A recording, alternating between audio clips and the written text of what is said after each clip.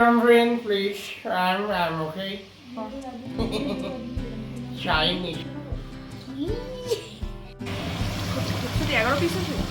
বড় মাসি, তুমি পিকনিকে ভিডিও পোস্ট করবো না? হ্যাঁ রে, ঠিক বলেছিস, পোস্ট তো করতেই হবে। আসলে শীতকাল একদমই শেষ হয়ে যাওয়ার আগে আমাদের শেষ শীতের পিকনিকটা পোস্ট করেই দি বল। এই পিকনিকটা ছিল একটু স্পেশাল, কারণ এই পিকনিকের মেনু ছিল গরম গরম চালের আটার রুটি আর কষা মুরগির মাংস। রান্নার দায়িত্ব ভাগাভাগি করে উপরতলায় রান্না হলো মাংস আর নিচের তলায় হলো গরম গরম রুটি। কিন্তু তাও সব মিলিয়ে অনেকটাই দেরি হয়ে গেল।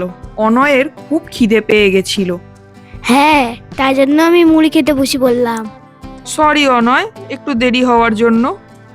কিন্তু তারপর খেয়ে দে অনয়ের এনার্জি আবার ব্যাক অন ট্র্যাক। ভূত সেজে এদিক ওদিক দৌড়াদৌড়ি শুরু করলো।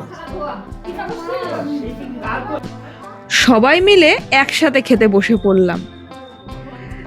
প্রথমে ঠিক ছিল সবাই 4-5টা করে রুটি খাবে, কিন্তু রুটির সাইজ দেখে আর 2-3টে খেয়েই যখন পেট ভর্তি, আর রুটি নেওয়ার মতো ক্ষমতা কারোরই হলো না। তুই অনয় কটা খেয়েছিলি রে রুটি?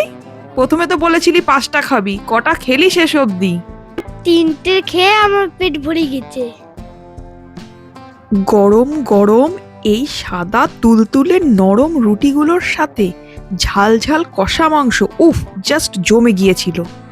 আর উপরি পাওনা হিসাবে ছিল প্রত্যেকের জন্য একটা করে বড় লেগ পিস আর গোটা রসুন। তা অনয়, এই পিকনিক থেকে তুই নতুন কি শিখলি বলতো? আমি শিখলাম কি করে চিকেনের লেগ পিস খেতে হয়।